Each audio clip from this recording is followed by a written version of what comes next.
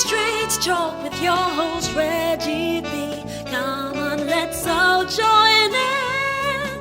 Free your voice, it's your choice, alright here. Oh,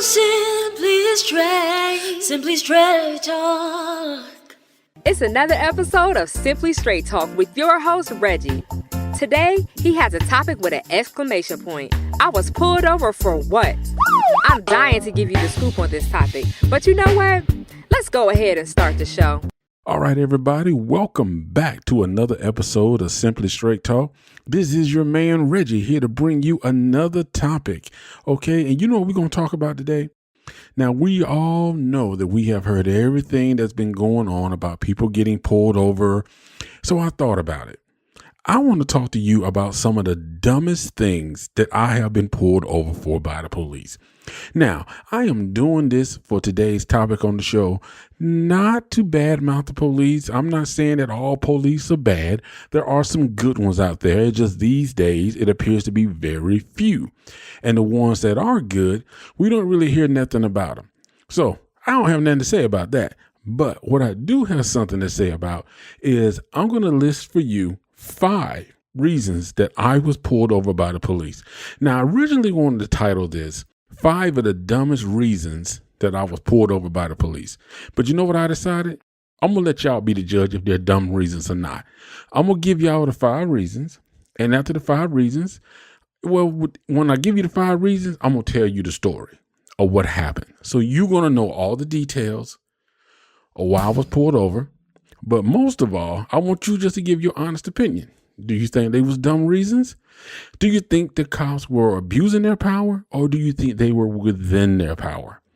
Which brings another question, make you wonder sometimes, what is their power, and do the people have power? You know what? We're not going to get into that. We're going to stick to the topic because y'all know I will go all in. But we're going to talk about this. And what we're going to talk about is 5 of the dumbest reasons. Yes, I'm going to go and say it because I feel they were dumb. So, family, y'all talk to me. Now, if you've been pulled over, I would love to hear your stories too. So, feel free to jump in and chime in. Let me know your thoughts. Let me know, have you been pulled over for some of the dumbest reasons?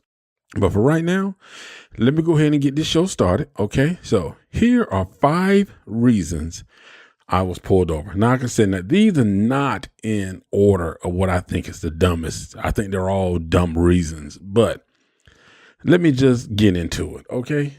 First, my car looked stolen. Not it was stolen. It looked stolen. My car looked stolen. Now, if you can explain that to me, please do. But you know what? I'm going to share a little bit of information for you. Let me give you the backstory. Now, the place I was going to eat at was a Chinese restaurant. It was crowded, so I parked across the street. Went over there, picked up my food, came back to my car, got inside my car, and then when I drove off, what do you know? The blue lights. Yep. So I pull over, and of course, I got my stuff already situated in my car because I don't trust them, to be honest with you. I think some of them are real trigger happy. So I just kind of got my stuff positioned in my car so it's easy access. Okay, so here we go. So the cop pulls me over. Now, the cruiser pulls me over. Then all of a sudden, I have some undercover cars. Then I have all these foot patrol guys who sort of just pop out of nowhere. And I'm just looking around, and an officer comes up to me. He says, have you been in your car? When you get something to eat, you can see the food bag right here. I didn't say that, but I'm kind of thinking that you can see the food bag. No, when to get something to eat, just got back in. He's like, okay. You know, we noticed your car here, and it looks stolen. And I'm like, what do you mean it looks stolen? Well, you know, your car just looks stolen. Can I see your license and registration? I'm like, my car looks stolen. And he's not giving me an answer. Like, why does my car look stolen? Did somebody report a car was stolen that looked like mine? Maybe had a similar license plate number to my car.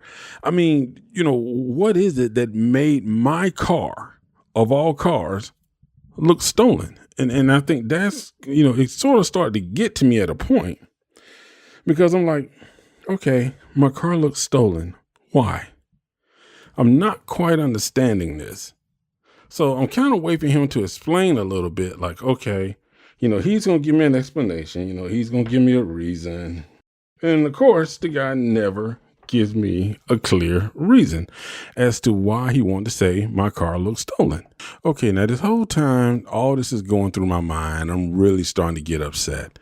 But basically that's what happened. And how it ended was he ran my license, of course, ran my car registration and was kind of like, well, okay, you're free to go. And it was like, my car looks stolen. That's it. My car looks stolen. And then when I asked him, well, we do routine checks, sometimes things are suspicious. There's that word. Okay. Now, the next time I was pulled over, I was sitting in a shopping center. Okay. I went to my P.O. box because, I'm a businessman. So I went to the P.O. box to check my business. At that time, I was doing like little child shows was the original plan when I started my business. I wanted to have like a kid show on YouTube, something educational, motivational. Because you check out my website, you check out my blogs.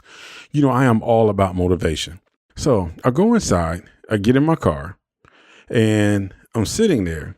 So I had my camera set up in the back seat, because I was actually filming at a park before I went to the mailbox. So I get in, take the camera, put the camera back in this bag and all that kind of stuff.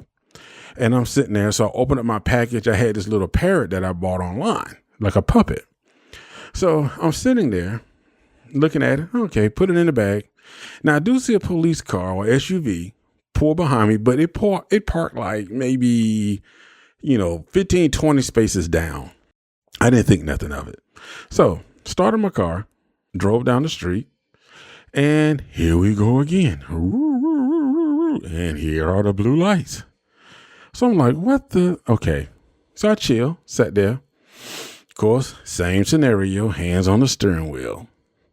The cop comes up to my car. How you doing? Fine. Yeah, did you take any pictures? I'm like, no. You didn't take any pictures. I said, no, I didn't take any pictures. I said, I do have my camera. I said, because I was just filming earlier. And I said, I parked there and I put it in the bag. And he was like, so you didn't take any pictures? And I'm sitting here wondering, like, is it against the law to take pictures? And if I did, I'm in a public place, a public shopping center. So I'm not understanding what the issue is and why a police officer is pulling me over asking me, did I take pictures? Now, I'm assuming that maybe somebody thought I was taking a picture of them. But, he just kept asking me, like, did I take pictures? Like, sir, no, I did not take any pictures. I said, I was just putting my camera back in its case with the tripod. And he was like, okay, license and registration, please. Same thing. Give it to him. He runs it, comes back. Then his friend comes to the car. They got to do that little teamwork thing. So how are you today? Where are you from? How long you lived here? So where are you headed to? And I'm like, why is this anything that first of all, why is this any of your business? And two, what am I pulled over for real? Because I'm sure you didn't pull me over and ask me, did I take pictures? But apparently they did. So finally, I get the one guy who's standing next to me. He's like, so you do videos, YouTube? I said, yes, sir. I said, I'm on business. I basically gave him a business card, and I can tell they went back to their car. I guess they looked it up on the website and found out, guess what? Black man is a businessman. Okay, so they looked it up, and he comes back, okay, we just had to check and make sure, we are, because, it's kind of suspicious. That word again, suspicious. So end up leaving from that, and I'm really pissed off. Okay. Now, the next thing that I got pulled over for, like I said, y'all, to me, this stuff is crazy. The next thing I got pulled over for was my seat was leaned back too far. I went to Arby's, got something to eat, pulled out of Arby's, and I pulled into Walmart. And I parked in the parking lot because I was going to eat before I go in. I was starving. So I leaned my seat back, not all the way back. You lean your seat back like maybe 2 or 3 clicks to get a little comfortable because you finna eat, because you don't want to be right up on the steering wheel. I parked, and here go the lights right behind me. I'm like, oh my God, make the sound. So the police pulls up behind me, right? So and I'm sitting there, and he was like, yeah, I noticed your seat was leaned back. And I'm like, my seat is not, I'm like, yeah, I said, I'm eating. I said, I just pulled here to eat before I go in Walmart. So I leaned it back like 2 inches. Well, we're just checking. You have your license and registration. I'm like, what? Really? So then I said, okay, I get a man my license and registration. Now, listen, First of all, they pulled behind me because I was sitting there eating my food, and he said my seat was leaned back.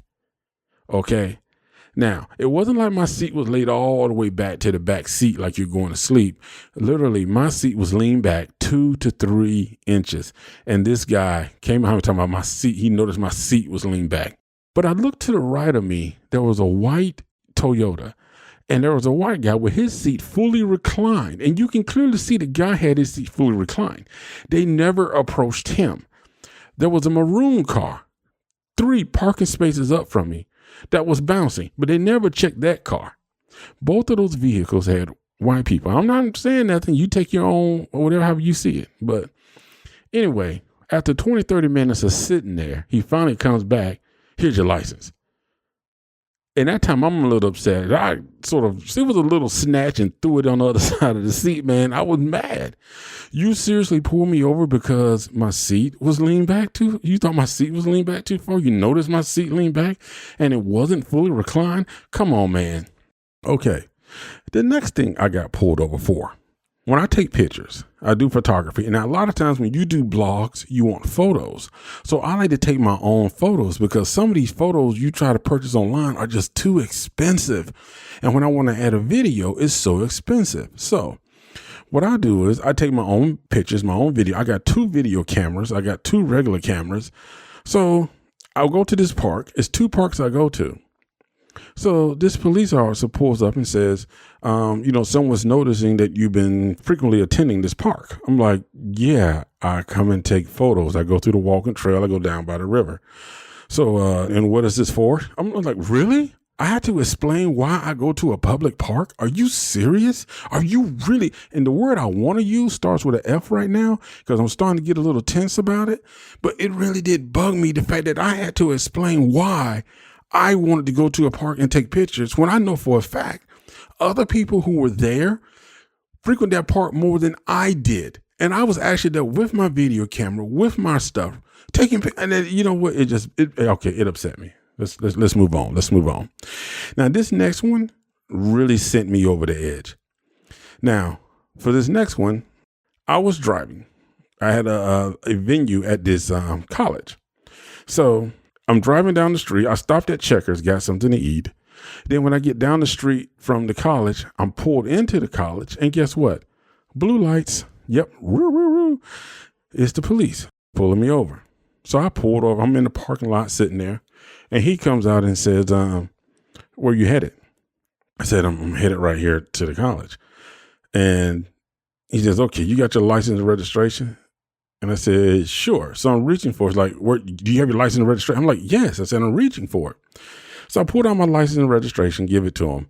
His other buddy comes up and says, so, where you from? I'm like, I'm from here. Oh, you live here? I'm like, and I'm trying not to answer this because I'm really upset and he can tell. So he just walks off. He says, well, I said, I don't know nothing because I don't even know why I was pulled over. Your friend came up here and didn't tell me anything and just walked off. Took my stuff and walked off. So he goes back and talked to his friend. They talked back there for 10 minutes and the guy comes up and says, I'm sorry, I forgot to tell you. I pull you over because your license plate light looks dim. I said, what? Your license plate light looks dim and maybe you could have used your signal light a little earlier.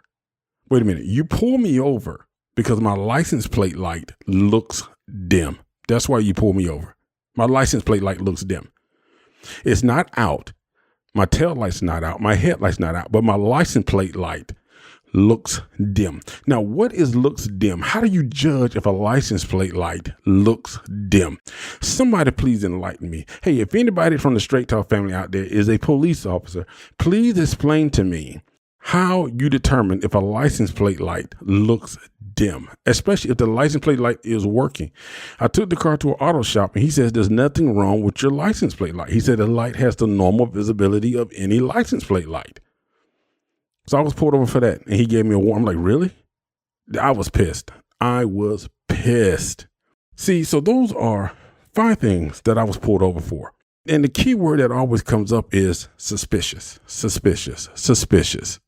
And you know what? We're going to take a little break, but we're going to come right back. hey, you guys stay tuned right here on Simply Straight Talk. We're going to take this little break right here. Then we're going to come back and we're going to dig a little further. And we're going to try to look at both sides of this thing. And even me being in the middle, I'm going to try to look at both sides because I get a little bit in my feelings about this subject. You know what I'm saying? But you know what? Hey, y'all stay tuned. We'll be right back shortly after the break on Simply Straight Talk. You're listening to Simply Straight Talk.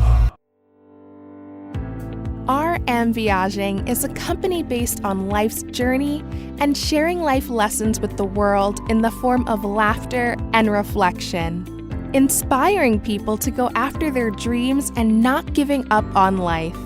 Viaging creates inspirational music and motivational speeches designed to motivate all age groups. Visit our website at www.rmviaging.com to hear samples of our music. You will also find motivational articles on our blog page titled New Life, New Mind Blog. We also have a weekly podcast hosted by Reggie called Simply Straight Talk, all on our website at www.rmviaging.com. We're back with the conversation starter and the voice that works harder. Your host, Reggie. Hey, everybody. Welcome back to the second half of the show. And to all of my Straight Talk family, let me just say I really appreciate the love and support. And I appreciate you guys keeping it tuned in and keeping it locked in and making us one of the best shows on the internet, on the radio. And I really appreciate you guys. Now, let's get back to the topic. We was talking about I got pulled over for what? And in the first half of the show, I listed some reasons that I got pulled over, and I thought they was pretty much dumb. But I'm trying to talk to you guys because I want to get your opinion. What do you think? I got pulled over for my license plate light being too dim, supposedly taking a picture in the shopping center. My car looked stolen. Seat was leaned back 2 to 3 inches and parking at a park. So there you go. Those are the things that I was pulled over for. Now, when I was telling you about the reason I was pulled over, one of the things that really came to my mind and I kept emphasizing was the word suspicious, because it seems like with the police department or police officers, some, I guess, I'm going to say some, I'm not going to put everybody in the same bowl, even though I want to. But for some, the key word they use when they don't have a good reason and they can't justify what they're doing is suspicious. That's their go-to word. It's like, I don't have a valid reason. I can't justify my actions. So you look suspicious. Your behavior looks suspicious. Something about your intent looks suspicious. You know, it's the key word they use is suspicious. That's sort of their, this is our go-to word, suspicious. And I just want to say this. If you're a police officer and you're pulling somebody over, and it doesn't matter whether they're black or white, because I'm not really sure how they handle it with white people. I've never been in that situation. But my thing is, if you pull somebody over, just be honest about the reason you pulled them over. If a call came in to dispatch or the 911 center and saying that somebody reported that this vehicle was parked at this place and they think something may be going on, when you approach that person, just let them know, like, hey, we got a call that something was suspicious. We're not sure what it is, but we have to check it out if the call comes in. So I just want to make sure everything is okay. That can be, I can perceive that better and I can take that better versus somebody just walking up to my car and saying, you look suspicious. Tell me, what is it that's suspicious? Don't just say that, it looks suspicious. And that just seems to be the go-to word, and it doesn't go over well. It doesn't go over well at all. Now, and I want to add on to that communication is something that police officers should be well trained in. Now, I have worked with some great police officers. I mean, they were absolutely amazing. I have seen them in situations to where I'm like, draw your gun. And they've been like calm and they've handled the situation. It was just, you can tell that these guys were good officers, and it's just to work with these guys, you know what I'm saying? And I was impressed. These guys make you see that all police officers are not bad. You know what I'm saying? Lieutenant Vanderpool, great police officer. Roman Greer, great police officer. I'm sorry, Eddie Roman, great police officer. I'm sorry, Roman. Don't get mad at me, man. But you know what? These were really great police officers who I witnessed in action perform their duties at a remarkable and just great level. But communication is key, and always resulting back to the whole suspicious thing. And, it's just the way you carry yourself. If you're going to pull somebody over, have a just reason for pulling somebody over. Make sure you're doing it for a valid reason. And like I said, if a call comes in, somebody called about that person or about their car, let them know. Be honest with them and tell them someone called in and this is what they said. So we have to check it out. A person can respect that better than you just walking up saying suspicious. Because if the police department wants trust within the community, especially the African American community, then they're going to have to figure out a way to get that trust back. And a lot of that trust is going to have to come from communication. If you can't communicate with the people that you're supposed to be protecting, then why are you in the job? That is a key portion of it. That is a key component of your duties. The gun is not what gets you respect. It's you as a person, the way you handle yourself, conduct yourself. That is what gets you respect. Now, like I said, I don't want this to be a police officer bashing type, moment, because that's not what this is. That's not what I'm on here about. Because just in the way the police officers and police departments really have a lot of work to do, especially within the African American communities and the way they do and operate. We as African Americans, and matter of fact, any race needs to find ways to better assist our police officers. Like I said, it's going to take both sides. Now, if you committed a crime and you get caught, hey, you can't go out and scream like, oh, I'm being picked on because I robbed a store. Then down the street, I'm being handcuffed. You can't do that. You robbed a store. Guess what? You're going to jail. Come on now. And it's the same thing when you commit crime. You're out there selling drugs. You're out there beating up people. If you're breaking the law, then don't get mad and try to scream that you're being picked on. If you was doing 100 miles an hour on the highway and you get pulled over, take your ticket. Because guess what? You was doing 100 miles an hour. And you can't always blame other people. So we have to be accountable for our actions. Just as we want the police department to be accountable for their actions. That's how it is. It's all about accountability. Now, we may not all feel the same way. And we may not always agree on everything. Now, I'm asking you, Straight Talk family, what about you guys? How do you feel about this? What do you think needs to happen in order for there to be more trust within the police department? And how do you feel about when you're pulled over? Do you feel like you're treated with respect? And here's another question. Have you ever been pulled over by the police or been in the passenger seat and somebody of the opposite race has been in the seat? And have you seen that interaction and how it took place and how did it go down?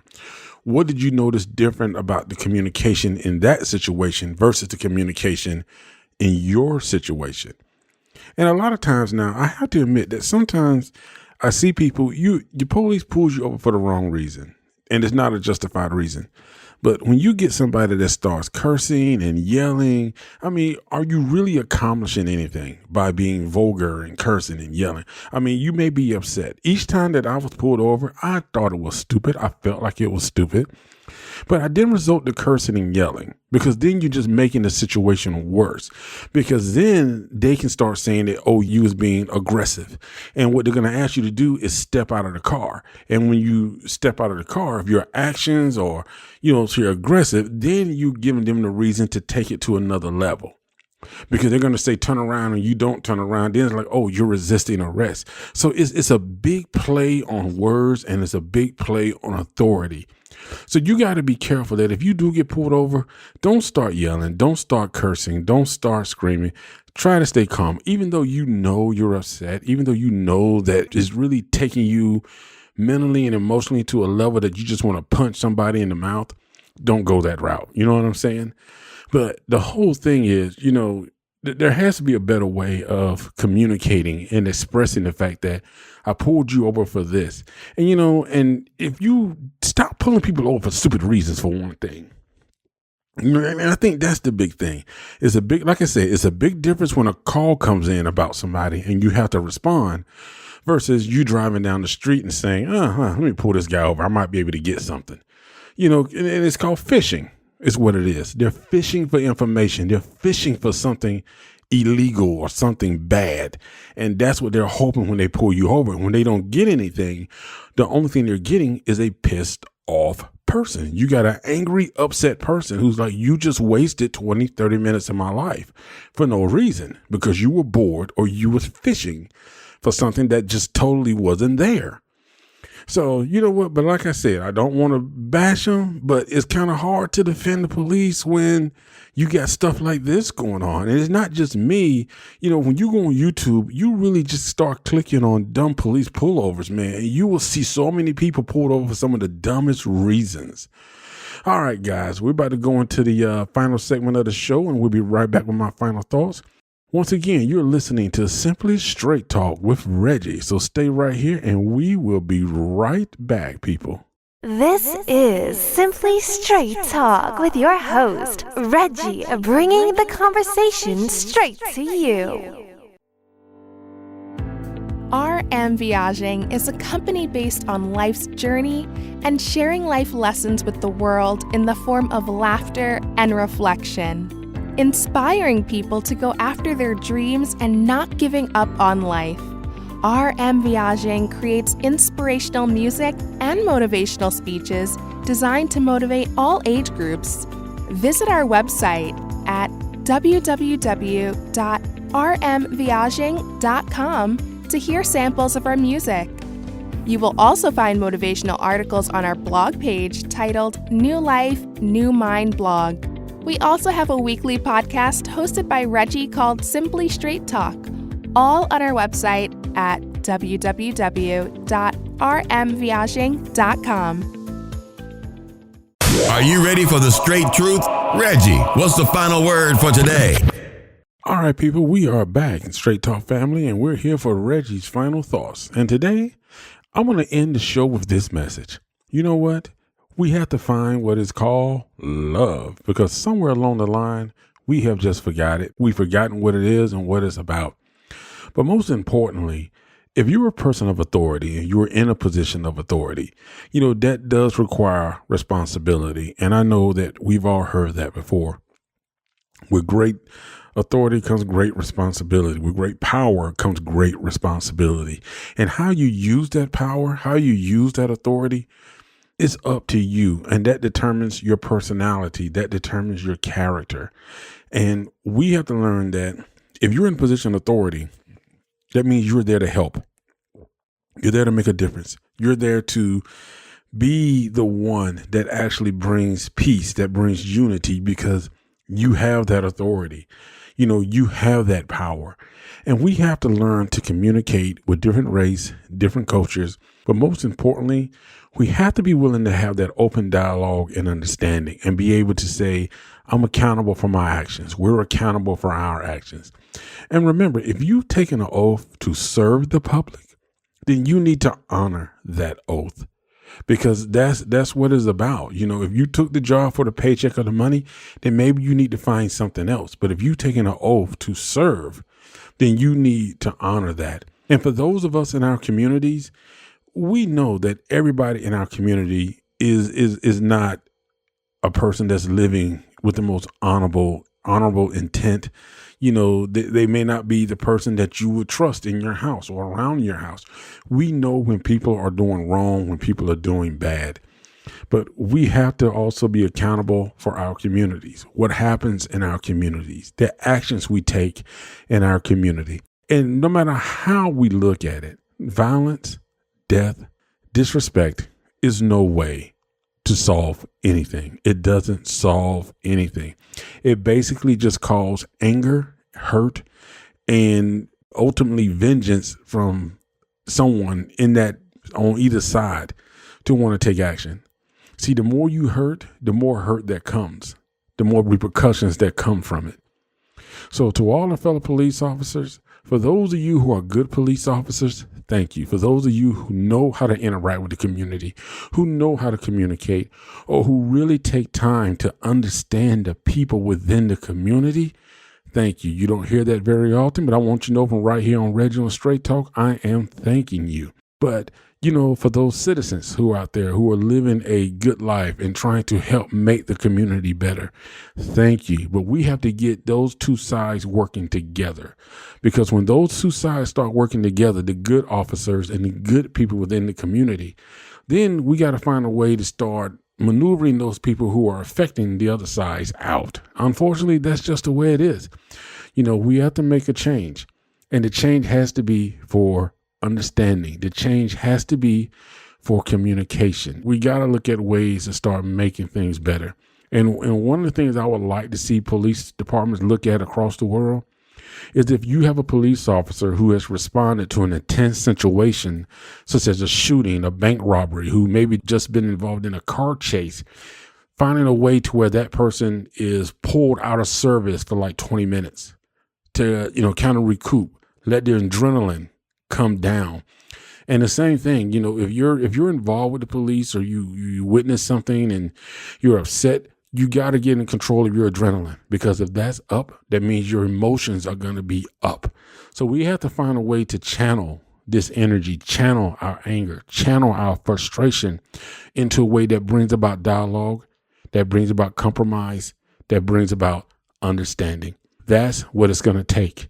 And I know it's not an easy road, but it's a good starting point if we want to make it so the people who are paid to protect and serve are actually doing that, and the people within the communities have trust for those who are paid to protect and serve, and we're all accountable for our actions. Hey, this is Reggie Maddox with Simply Straight Talk. Thank you for joining us. Thank you for listening to the show. I love you guys, and I appreciate everything you do. I appreciate the love and support. Hey, don't forget to stay tuned in next week for another episode. And once again, guys, hey, thank you. I love you. See you next time. Simply Straight Talk with your host, Reggie B. Come on, let's all join in. Free your voice, it's your choice, all right here. Oh, Simply Straight Talk.